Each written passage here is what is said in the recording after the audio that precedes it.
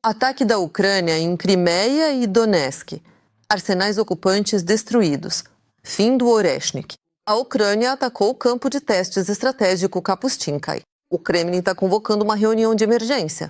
Yanukovych foi condenado a 15 anos de prisão e teve todos os bens confiscados. Perigo catastrófico. Como resultado do bombardeio, a usina nuclear de Chernobyl foi desenergizada. Imagens exclusivas da derrota completa dos russos perto de Pokrovsk. A Rússia concordou com um cessar-fogo na região de Zaporíjia. Desastre humanitário em Kiev. Após o bombardeio brutal, a cidade está sem aquecimento, água e eletricidade. Zelensky faz uma declaração sensacional sobre a Groenlândia. Trump está furioso. O comandante-chefe das Forças Armadas da Ucrânia, Syrskyi, anuncia uma grande operação ofensiva. A Rússia reforça suas fronteiras, o fim da OTAN e a criação de uma nova aliança militar sem os EUA, mas com a Ucrânia. Meu nome é Ekaterina Nesterenko e agora as principais notícias. Mas antes, deixe seu like neste vídeo e se inscreva no nosso canal, para que a gente não se perca mais aqui pelo YouTube. Os russos tiveram mais uma baixa, um depósito de munições. O Estado-Maior confirmou o ataque ao depósito com drones e aos tanques de combustível no território temporariamente ocupado da região de Lugansk.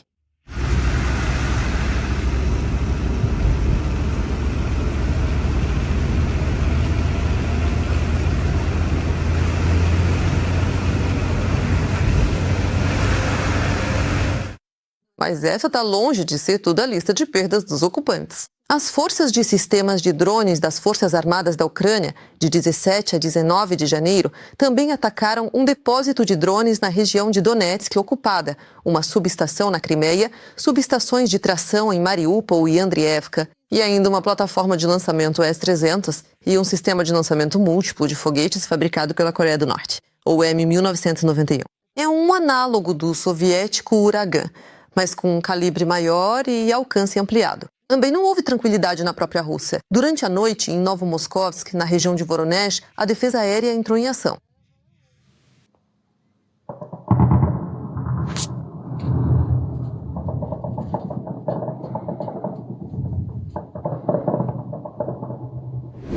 Isto é uma verdadeira ruptura de avelã. As Forças Armadas da Ucrânia atacaram Kapustin Yar, de onde o inimigo está lançando sua arma milagrosa. E este está longe de ser o primeiro ataque da Ucrânia a este campo de treinamento. Nossos colegas lhe darão os detalhes. O Oreshnik de Putin sob ataque de drones. Kapustin Yar é um assentamento comum, onde ainda vivem pessoas. É exatamente aqui, no campo de treinamento militar, que a Rússia lança mísseis balísticos e de cruzeiro que devem atingir alvos a centenas de quilômetros de distância. E tudo isso literalmente ao lado das pessoas. Um lugar onde são realizados testes de diferentes tipos de armamentos. Então, neste caso, estamos falando que lá existem apenas lançadores ou bancadas de teste que permitiriam lançar um míssil balístico intercontinental. Eu sempre vou chamar o Oreshnik de um míssil balístico intercontinental reduzido, porque não se trata de nenhum míssil balístico de alcance médio. Inclusive, foi exatamente desse local que, em 9 de janeiro, a Rússia lançou o Oreshnik contra a região de Lviv.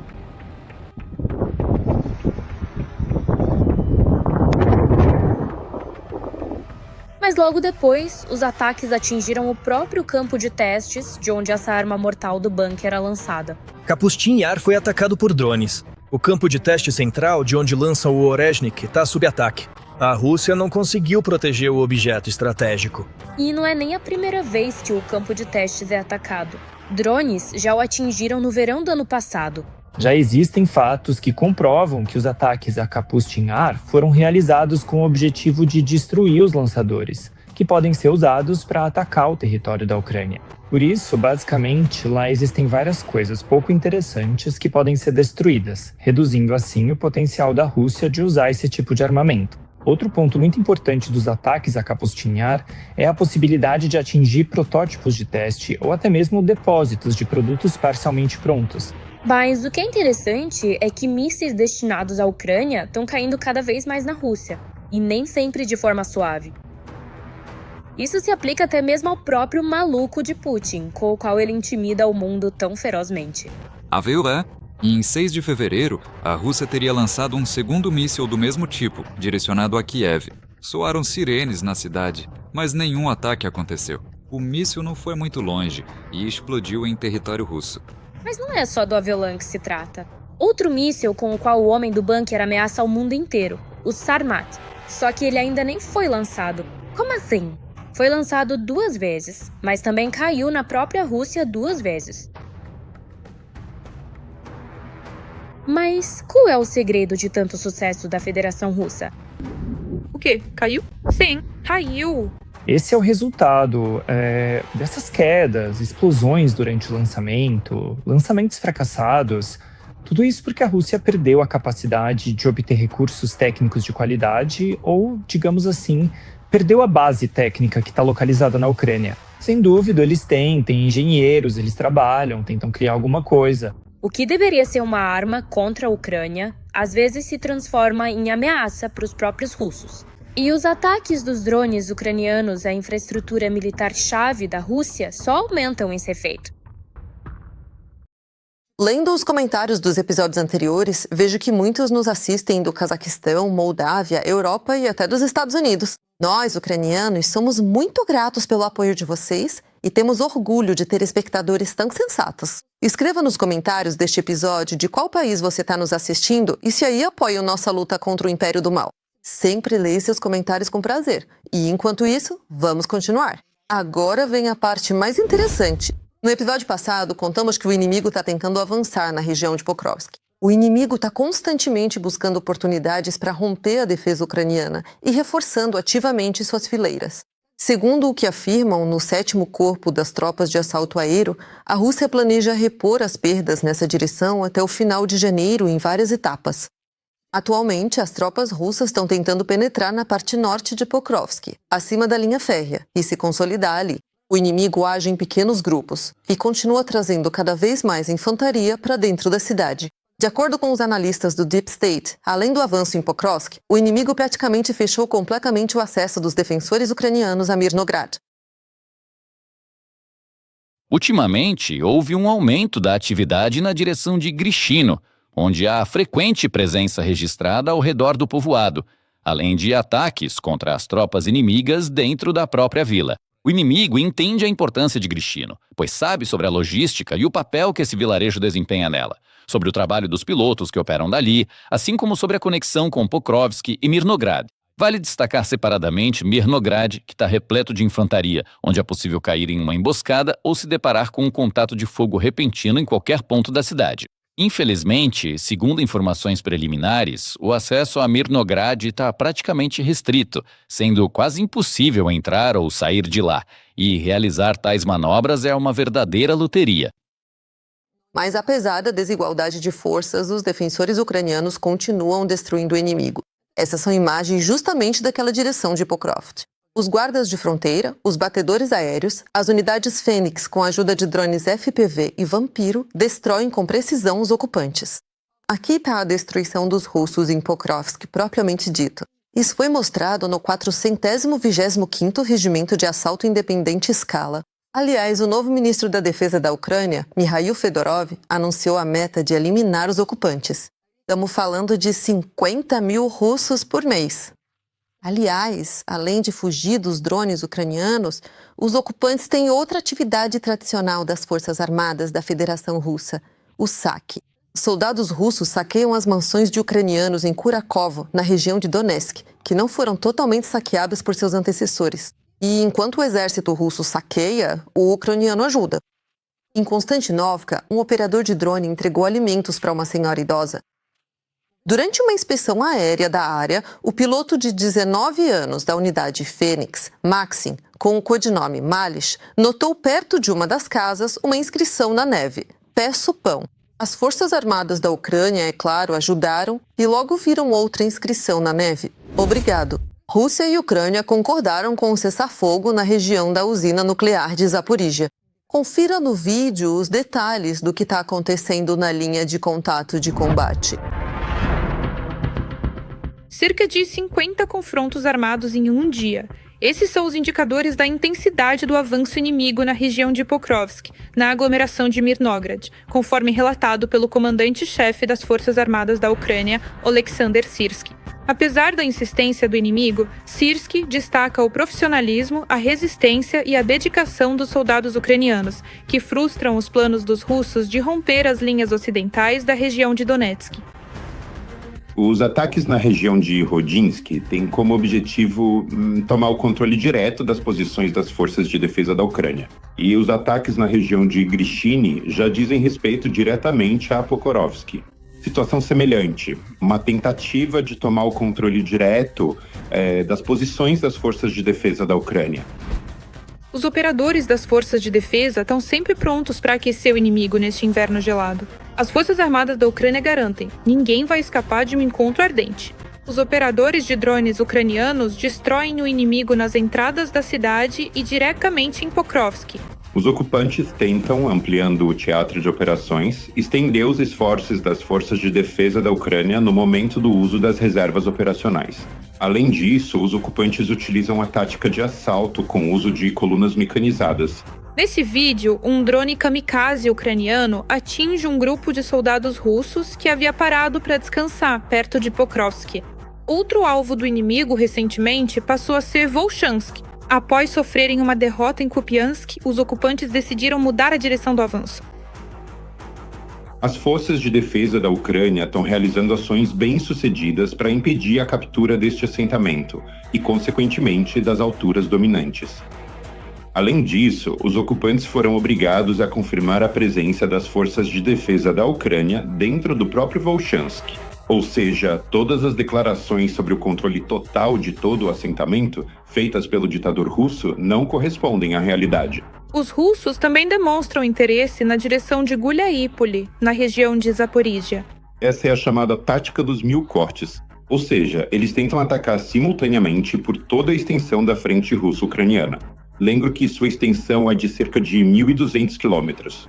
O principal objetivo dessa tática é desviar as reservas operacionais do Estado-Maior das Forças de Defesa da Ucrânia da principal direção do avanço russo, que é a frente de Pokrovsk e Konstantinovka. Somado a tudo isso que foi mencionado, os ocupantes estão tentando deliberadamente, com essas ações, estabelecer uma falsa percepção ou ilusão de um avanço em diversas direções consideradas secundárias da frente russo-ucraniana. Rússia e Ucrânia, com a mediação da IEA, concordaram com um cessar-fogo local na área da usina nuclear de Zaporígia, para iniciar o reparo da última linha de transmissão de energia reserva restante. Não se sabe por quanto tempo a trégua vai durar, levando em conta o nível de confiança que o lado russo construiu para si. Eu, por minha vez, não me canso de admirar a coragem e o heroísmo dos soldados ucranianos. Eles seguram a linha de frente e enfrentam uma horda enorme que os superam em número de forma significativa. Por isso, peço que apoiem as Forças Armadas da Ucrânia e, se não for possível ajudar financeiramente, escrevam palavras de apoio para eles nos comentários. Eu sei que eles estão nos assistindo. Diante das ameaças de Donald Trump, a Groenlândia e a Europa estão seriamente considerando a criação de uma aliança alternativa. O político escreve que se trata de uma OTAN sem os Estados Unidos, mas com a Ucrânia. Será que isso é realmente o caso?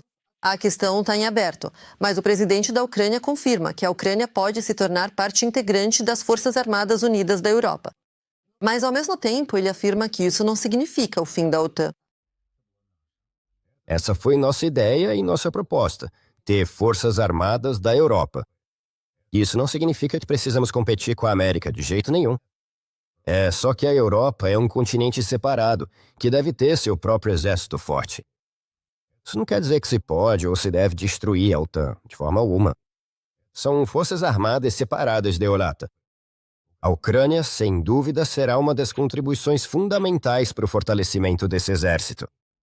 Pode se tornar, se os líderes apoiarem essa ideia. E aqui não se trata apenas de um exército, que, na minha opinião, deve ter pelo menos 3 milhões de pessoas, mas também de troca de tecnologias, que são muito importantes. Nós temos experiência de guerra, compartilhamos nossas tecnologias com os parceiros e eles nos fornecem, por exemplo, inteligência. A França fornece inteligência, assim como outros países. E nós fornecemos nossos interceptores, algo que já foi testado em tempos de guerra, e também fornecemos outras tecnologias. Esta ou aquela arma, como funciona? Sinceramente, sem a nossa experiência. Durante a guerra, alguns países realmente não sabiam como suas armas funcionavam. Ao mesmo tempo, Vladimir Zelensky lembra que, em um ano, a Europa não deu nenhum passo para criar um exército unificado. E talvez agora seja a hora de pensar justamente sobre isso. Eu me lembro em Davos ou em Munique. No ano passado, em um desses fóruns, foi exatamente sobre isso que eu falei. Falei sobre as Forças Armadas Unificadas da Europa. Por quê? Porque a ameaça da Rússia é clara. No ano passado, apresentei essa proposta aos líderes, pelo menos da Europa. Já se passou um ano e, vou ser direto, nenhum passo foi dado nesse sentido. Ninguém fez nada em relação a essa ideia. Talvez ainda façam agora. Por causa de todos esses desafios, talvez os líderes da Europa parem um pouco para pensar. Aliás, falando sobre a Groenlândia, Zelensky diz que a Ucrânia respeita a soberania da Dinamarca e sua integridade territorial, e espera que os Estados Unidos ouçam a Europa e resolvam a questão da Groenlândia de forma diplomática. O presidente da Ucrânia acrescentou que a Dinamarca não pediu à Ucrânia para enviar militares para treinamentos na Groenlândia. Claro, o presidente Zelensky também fala sobre a guerra na Ucrânia, especificamente sobre as garantias de segurança. Segundo ele, a Ucrânia ainda não pode contar com a coalizão dos dispostos como garantia de segurança. Coalizão dos dispostos. Ela só vai funcionar como garantia de segurança depois do fim da guerra, apenas após o cessar-fogo. Portanto, enquanto os drones Shahed continuam nos atingindo e a guerra não acabou, não poderemos contar com a ajuda deles. Mas já hoje é possível falar concretamente com a Europa sobre a reconstrução da Ucrânia. Segundo Zelensky, o documento correspondente está quase pronto. Já no que diz respeito aos documentos sobre o processo de paz, o trabalho ainda está em andamento. Mas, como diz o presidente da Ucrânia, as negociações não chegaram ao impasse. São apenas os últimos passos. Sempre a parte mais difícil. Ainda não vejo um impasse. Eles estão trabalhando nos documentos. Como eu disse, já é uma frase bastante trivial. A última milha é a mais difícil. Mas, mesmo assim, é verdade. Mais 15 anos ainda. O Tribunal Superior Anticorrupção da Ucrânia condenou à revelia o presidente fugitivo Viktor Yanukovych. Por decisão do tribunal, Yanukovych foi considerado culpado de apropriação ilegal de um terreno do Fundo Florestal no território do Conselho Rural de Sukulutsky, na região de Kiev, com uma área de 17,5 hectares. Se você somar a isso as penas anteriores de Yanukovych, vai ver que ele vai estar preso. Ele vai cumprir 43 anos. E isso ainda não é o fim.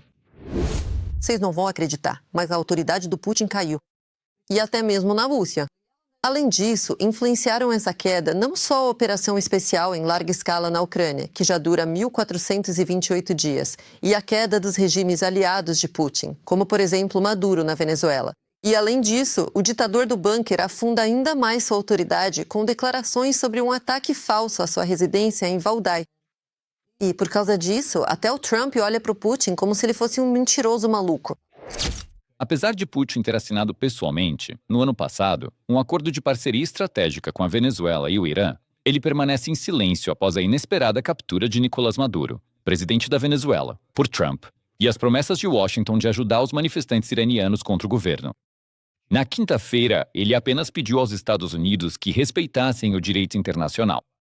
Observadores dizem que Putin é impedido pela necessidade de manter relações com Trump, mesmo quando tropas americanas apreenderam um petroleiro russo, e que sua incapacidade de apoiar aliados em momentos difíceis deu um golpe sério na projeção de poder da Rússia no exterior e em sua autoridade no cenário mundial.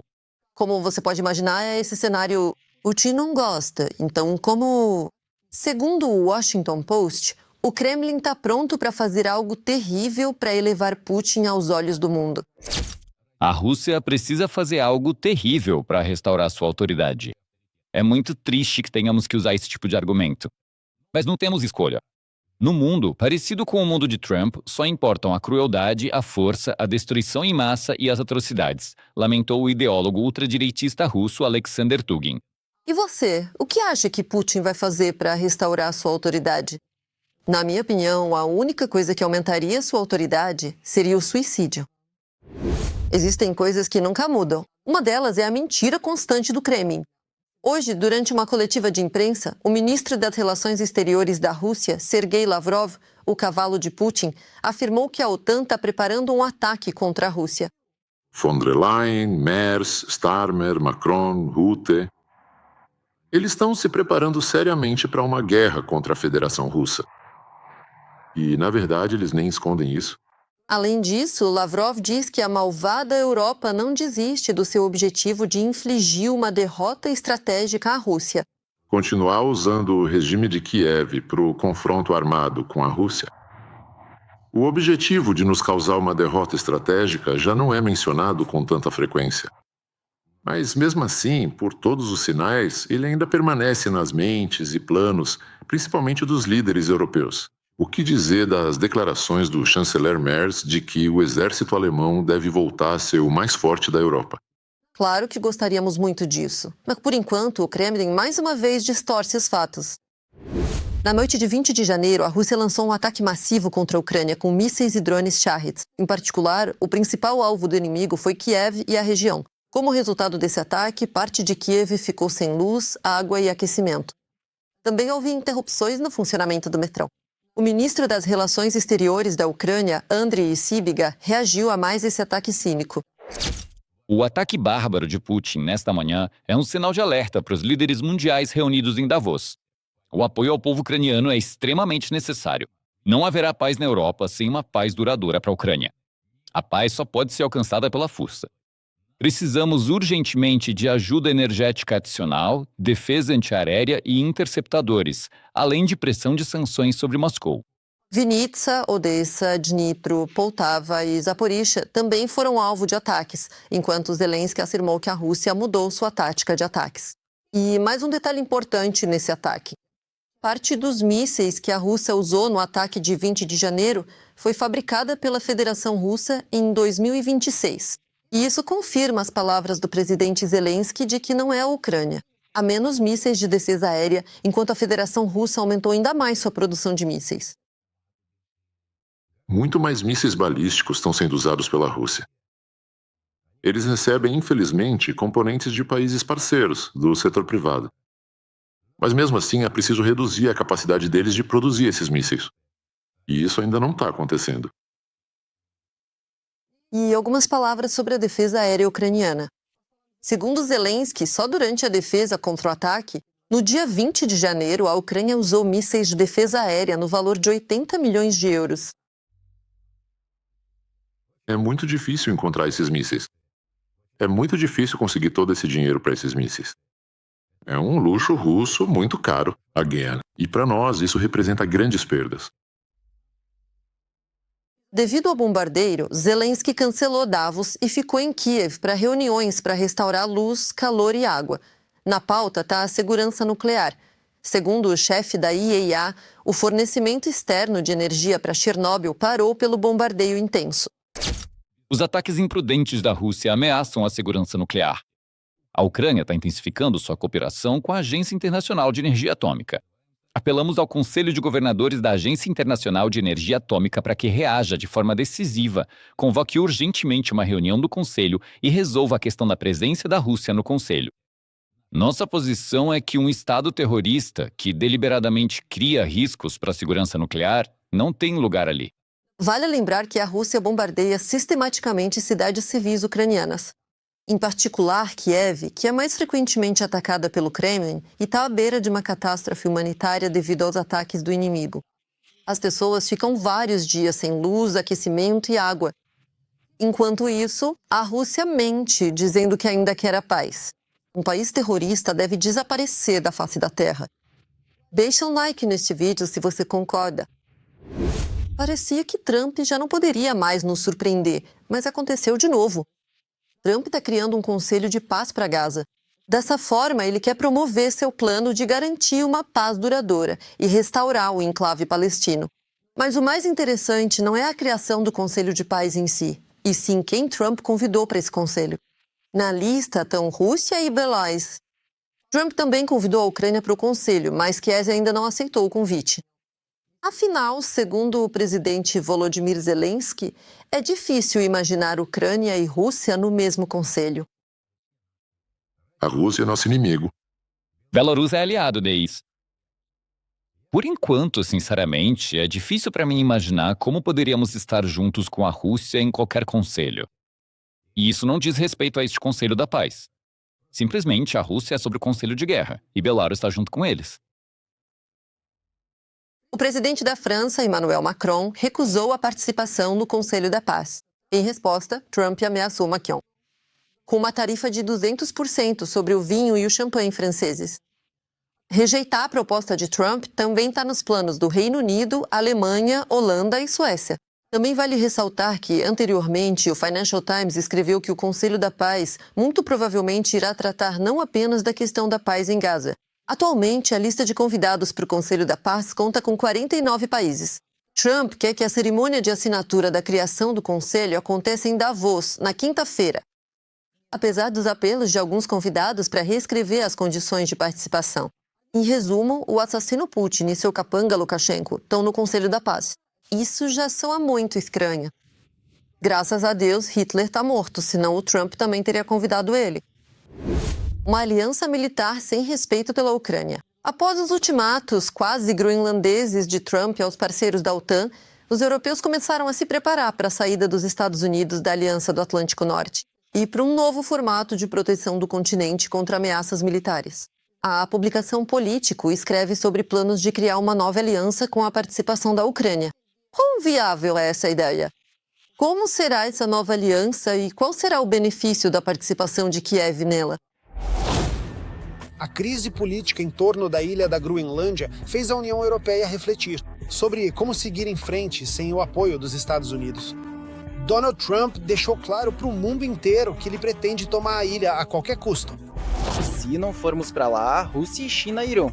A Dinamarca não vai conseguir fazer nada a respeito, mas nós podemos fazer tudo. A ameaça do presidente dos Estados Unidos de impor tarifas contra qualquer país que tente impedir que ele tome a Groenlândia se tornou a gota d'água para a paciência da União Europeia. É o que escreve a publicação americana Político. Mas para muitos governos europeus, incluindo os aliados mais antigos e leais dos Estados Unidos, a ameaça de Trump de impor tarifas punitivas contra qualquer um que tente impedir que ele tome a Groenlândia foi a gota d'água. Eles acham que agora o divórcio é inevitável. Em conversas frequentes, funcionários europeus preocupados chamam a decisão bem-sucedida de Trump de anexar o território soberano dinamarquês de loucura e delírio. Política. Parece que a Europa está pronta para criar uma nova aliança no lugar da OTAN, sem os Estados Unidos, mas com a Ucrânia. A Ucrânia pode desempenhar um papel fundamental nessa aliança de defesa devido ao tamanho do seu território, à sua localização geográfica, sua indústria de defesa e ao fato de que ela já está em guerra e possui uma experiência inestimável. A Ucrânia será fundamental para a defesa da Europa, principalmente por causa de sua base tecnológica, especialmente a produção avançada de drones de altíssimo nível e por ter o maior exército da Europa. Jurais Maichin, analista militar. Por exemplo, Reino Unido, França, países escandinavos, bálticos, Polônia, Alemanha, Itália. Durante a maior parte do segundo mandato de Trump, eles trabalharam dentro de um grupo eficaz chamado Sem a América, a chamada Coalizão dos Dispostos. E isso pode se tornar o início de uma aliança de defesa entre a Ucrânia e a Europa. A Coalizão dos Dispostos originalmente lidava com questões relacionadas à Ucrânia. Ela criou laços muito estreitos entre algumas pessoas-chave nas capitais. Eles fortaleceram a confiança e a capacidade de cooperação. Eles se conhecem pelo nome. É fácil para eles se comunicarem e trocarem mensagens. Se incluirmos o poderio militar da Ucrânia, bem como o da França, Alemanha, Polônia e Reino Unido, a força armada potencial de uma coalizão de países dispostos a cooperar seria enorme e incluiria tanto estados nucleares quanto não nucleares. Política. Atualmente, a Europa compra todas as armas da Ucrânia dos Estados Unidos, e a Ucrânia, por sua vez, possui o maior exército pronto para combate da Europa. Portanto, uma nova aliança militar sem os Estados Unidos é perfeitamente possível, visto que a ameaça da Rússia não desaparecerá, mesmo após um possível acordo de paz. A Ucrânia tem amigos que entendem a natureza da agressão russa como um problema comum. Não podemos tentar criar alianças defensivas com eles. Taticamente, podemos tentar criar alianças regionais. Por exemplo, os países bálticos, Polônia, outros países da Europa Central e o Reino Unido. Isso será um meio temporário e não muito estável de realizar nossos interesses estratégicos. Mas buscar opções de outras alianças de defesa é possível e necessário. Anatoly Kruglashov, cientista político. A questão da necessidade de defesa da União Europeia sem o apoio dos Estados Unidos já vem sendo discutida há muito tempo. Nos últimos dias, muitas iniciativas e manchetes de destaque têm vindo de Bruxelas. E a coalizão de países dispostos a apoiar a Ucrânia pode ser o começo da criação de uma nova aliança defensiva. Oficialmente, a União Europeia decidiu garantir sua autodefesa até 2030, mas em tempos de guerra, essa decisão pode ser tomada muito antes.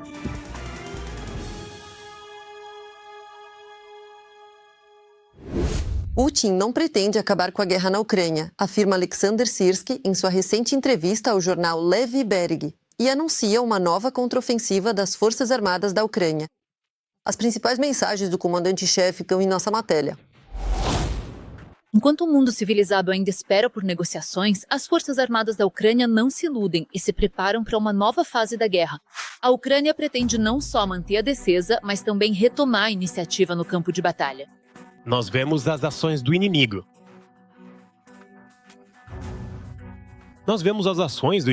E não vemos nenhum sinal de que eles estejam se preparando para quaisquer negociações de paz, iniciativas ou ações no campo de batalha. Nós, ao contrário, vemos um aumento na intensidade das operações militares e no número de grupos ofensivos inimigos, bem como um aumento e consolidação no volume de produção de armas de ataque e mísseis. Unmanned Aerial Drones. Drones. O comandante-em-chefe das Forças Armadas da Ucrânia, Oleksandr Sirski, afirmou em entrevista à LBUA que se tratava exclusivamente de um equipamento para fins de defesa. Essa guerra não pode ser vencida. É por isso que o Estado-Maior já está elaborando uma estratégia para uma nova operação ofensiva. Segundo Sirski, o objetivo estratégico da Rússia permanece inalterado: ocupação de toda a Ucrânia. O que muda são apenas os prazos, os recursos disponíveis e a quantidade de armamentos de que o Kremlin dispõe em cada etapa da guerra. E, nessas condições, a defesa passiva só favorece o inimigo. Vamos realizar operações ofensivas, lutar para manter a iniciativa operacional, porque isso faz com que o inimigo seja forçado a mobilizar e retirar um recurso humano significativo, armamentos e munições para conter nossas ações ativas. A lógica do Estado-Maior. Assim, lá, ações ofensivas não significam necessariamente um avanço em grande escala, mas tiram do inimigo a liberdade de manobra, o obrigam a deslocar reservas e o enfraquecem em outros setores da frente. É exatamente assim que a Ucrânia planeja desgastar o exército russo, impondo seu próprio ritmo de guerra. A vitória da Ucrânia significa que a Ucrânia frustrou de forma definitiva aqueles planos estratégicos de Moscou, aqueles planos russos que estavam meticulosamente previstos desde o início do conflito. A eliminação da soberania da Ucrânia e a ocupação de todo o seu território. A incapacidade da Rússia de alcançar tal vitória, que na verdade foi proclamada por Putin e é compartilhada por uma parte significativa da sociedade russa, é isso que, na minha opinião, significa a vitória da Ucrânia. Em 2026, o método da Rússia não muda. A Rússia continua apostando não na eficiência, mas na quantidade. O potencial de mobilização do país agressor, segundo Sirski, ultrapassa 20 milhões de pessoas, das quais 4 milhões e 500 mil já são uma reserva treinada. Nesse ano, Moscou planeja convocar mais de 409 mil pessoas, ao mesmo tempo em que forma novas divisões e repõe as perdas, que já ultrapassam 850 mil nos últimos 2 anos de guerra. Não menos que 11 divisões para este ano. E, claro, a continuação da execução dos planos e tarefas que não foram cumpridos no ano passado. No entanto, mesmo com essa abordagem, o agressor enfrenta limitações sérias. Segundo o comando ucraniano, apesar da mobilização em larga escala, o número de grupos ofensivos do inimigo na linha de frente permanece praticamente inalterado. Tudo isso por causa das perdas colossais, que consomem os recursos mais rápido do que conseguem ser repostos. Foi exatamente isso que frustrou os planos de Moscou de formar exércitos de reserva completos e obrigou a jogar carne fresca para tapar buracos nos setores já existentes da linha de frente. Se lembra que ele planejava formar 14 divisões, formando no máximo metade, e ainda assim só parcialmente. E esse recurso foi usado para repor as perdas. Mas a principal aposta do Kremlin não é só na quantidade. A Rússia está aumentando drasticamente a produção de drones de ataque e planeja chegar a usar até 1.000 drones por dia. Isso significa uma mudança na própria lógica da guerra. Ainda mais profundidade nos ataques, pressão constante na retaguarda e novos desafios para a defesa aérea ucraniana e para a linha de frente como um todo. Ao mesmo tempo, Sirkis destaca que 2025 não se tornou um ano de derrotas para a Ucrânia. A Rússia não conseguiu realizar nenhum dos seus planos estratégicos. Nem avanço para o interior da Ucrânia, nem cerco de cidades-chave, nem rompimento das defesas. O inimigo não conseguiu cumprir nenhum dos seus planos. Vocês se lembram de quantas declarações barulhentas foram feitas de que eles terminariam essa operação especial ainda antes do verão ou, por exemplo, antes do Ano Novo? Houve muitas dessas declarações. Só em algumas direções, lembro de 6 ou 7. Eles planejaram ofensivas, tinham planos muito ambiciosos para capturar nosso estado, mas nenhum deles se concretizou. Mas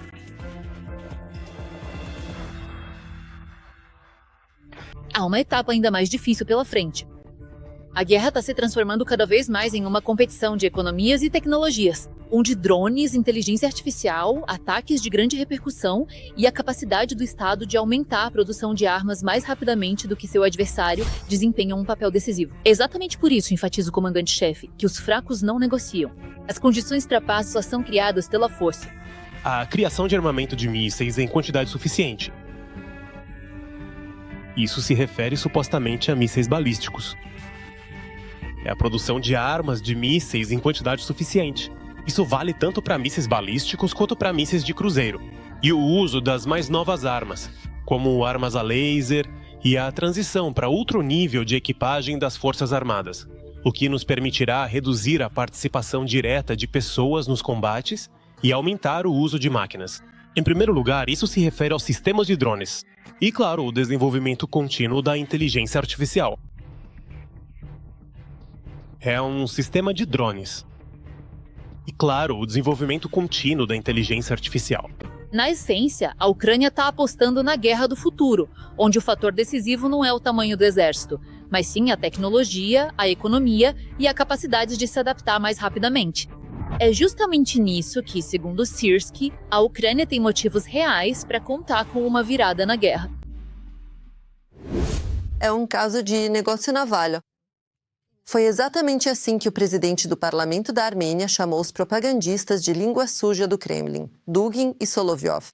A razão para uma descrição tão eloquente e verídica foram os apelos dos porta-vozes do Kremlin para a realização de uma operação especial para libertar a Armênia. Ambos. Existe uma boa expressão em russo, mas não quero dizê-la no ar. Ambos. Exemplo de yada no palito. Pune. Existem mais algumas palavras que seriam adequadas para descrever propagandistas, mas não as usarei. Mas vocês, nos comentários, não se contenham. Vamos ler as melhores formulações no próximo episódio. Deixa um like neste vídeo para apoiar o que estamos fazendo. E não se esqueça de se inscrever no nosso canal Ucrânia Hoje para não perder os próximos episódios. Até a próxima!